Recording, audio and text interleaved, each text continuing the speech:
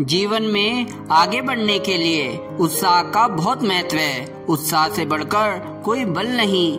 एक उत्साही व्यक्ति के लिए कुछ भी असंभव नहीं। इसके विपरीत निराशा एक अभिशाप है, एक महाव्याधि है जो व्यक्ति की संपूर्ण मानसिक एवं आध्यात्मिक शक्तियों को कुंद कर देती है। निराशा एक तरह से पाप है जिसके चंगुल में फंसा व्यक्ति अपने सारे प्रयास छोड़ देता है।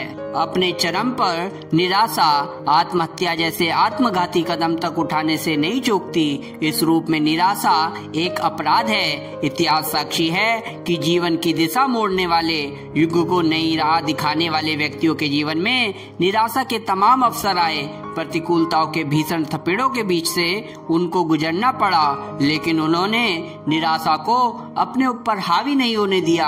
आशा तथा उत्साह का दामन थामते हुए आगे बढ़ते रहे और अंततः अपने निर्धारित लक्ष्य को सिद्ध कर पाए। जीवन में निराशा हताशा के कई कारण हो सकते हैं। उन पर विचार करते हुए उनको पार करने का मार्ग निकाला जा सकता है।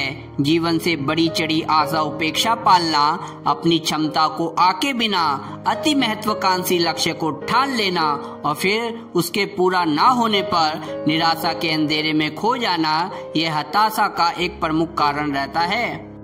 इसके साथ दूसरों से तुलना कटाक्ष में उलझना, अनावश्यक प्रतिद्वंद्विता में पड़ना भी निराश होने का प्रमुख कारण है।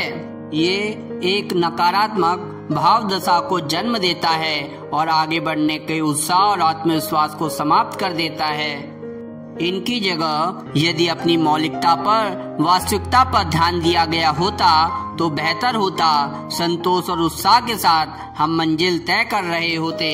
यथार्थ को स्वीकार नहीं करना इसी से जुड़ा तथ्य है जो व्यक्ति को निराशा के गर्त में धकेलता है। परिस्थिति व समाज के साथ अपनी सत्यता को स्वीकार किए बिना अपनी कल्पना और मनोभाव की दुनिया में विचरण करना भी निराशा को निमंत्रण देना है।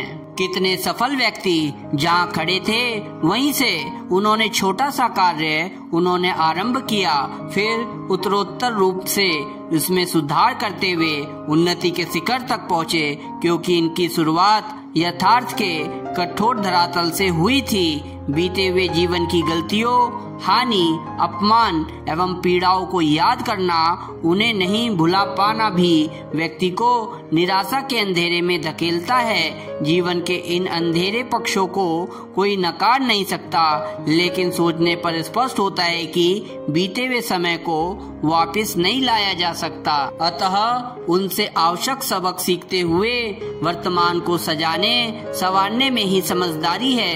पुरानी गलतियों का परिमार्जन अभिष्ट है। खोदे हुए गड्ढों को भरकर नए निर्माण का प्रयास उचित है। थोड़ा विवेक के साथ काम करे तो भूतकाल की पीड़ा, वेदना, हानि को अपने उत्कर्ष की सीढ़ी बनाया जा सकता है। फिर दुनिया में किसे हानि, वेदना, दुख, अपमान नहीं सहना पड़ा। यदि हम अपने चारों ओर नजर उठा के देखें तो विषमताओं की अनगिनत अग्नि परीक्षाओं को पार कर मंजिल तक पहुंचने वाले महापुरुषों की जीवनियों पर हम गौर करें तो हम पाएंगे कि अपना दुख, कष्ट, पीड़ा और संघर्ष तो उनके सामने कुछ भी नहीं। वे आशा, ढांढस, सांत्वना देते हुए प्रतीत होंगे।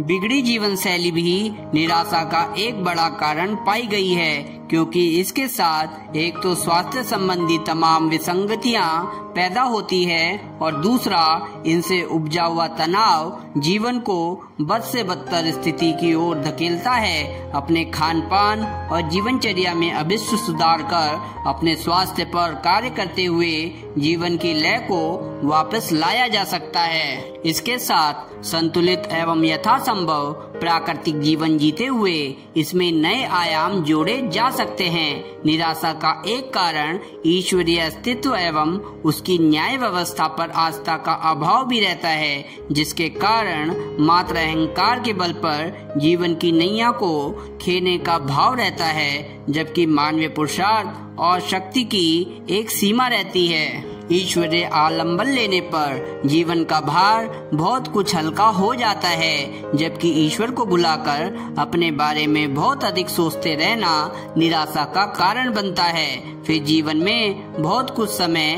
काल परिस्थिति पर टिका होता है। अतः सुखी, सफल, उत्साहयुक्त जीवन का राज स्वयं को भूलकर अपने कर्तव्य कर्मों में निर्मग्न रहना है। छोटी छोटी सफलताओं को अर्जित करते हुए बड़ी उपलब्धियों के हकदार बनना श्रेष्ठ है। समय के साथ सफलताएं, विभूतियां एवं सिद्धियां सब जुड़ती जाती है। जो सोचा था उसे क्रियान्वित करने की क्षमता आती है। ऐसे संयोग घटित होते हैं जिनमें लगता है कि निर्धारित मंजिल की ओर ईश्वरीय विधान हमें आगे बढ़ा रहा है। हाँ, यह आवश्यक है कि इस मंजिल तक पहुंचने से पहले व्यक्ति को विषमता के कठिन दौर से भी गुजरना पड़ता है। लेकिन आशा का दामन थामे व्यक्ति निराशा हताशा के अंधकार को चीरते हुए अपने निर्धारित मंजिल तक पहुंचता है।